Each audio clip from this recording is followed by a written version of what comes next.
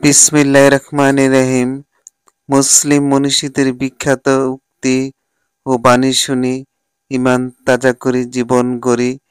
প্রিয় ভিউয়ার্সবৃন্দ, ভিডিওটা সম্পূর্ণ দেখার জন্য আহ্বান থাকলো।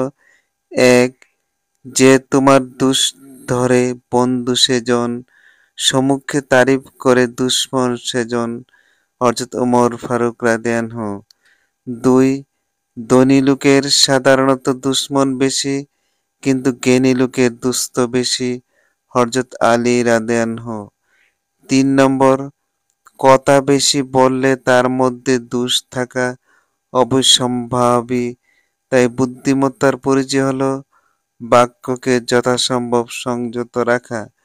আবার আমি এই বাক্যটা পড়ি, কথা বেশি বললে তার মধ্যে দোষ থাকা অবশ্যম্ভাবী, তাই বুদ্ধিমত্তার পরিচয় হলো বাক্যকে যথাসম্ভব সংযত রাখা। হযরত সুলাইমান আলাইহিসসালাম। ৪.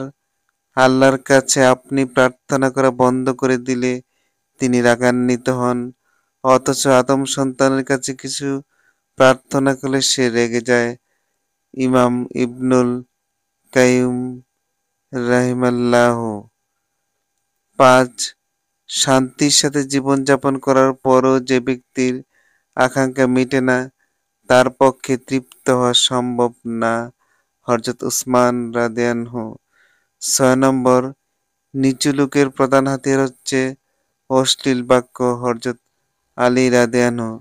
ভিডিওটি সাবস্ক্রাইব করার জন্য আহ্বান করা যাচ্ছে। ৭.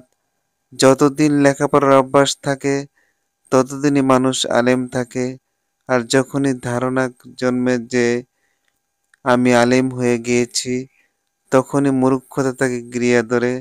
আল ফারাবি। ৮. অজ্ঞের পক্ষে নিরাপত্তাই সবচেয়ে উত্তম পন্থা, এটা যদি কেউ জানতো তাহলে কেউই অজ্ঞ হতো না। শেখ সাদী।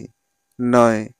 জীবন চলার পথে পড়ে আছে অসংখ্য পাথর, এতে তোমার চলার পথ যেন থেমে না যায়, বরং পাথরগুলি কুড়িয়ে তৈরি করো সাফল্যের সিঁড়ি।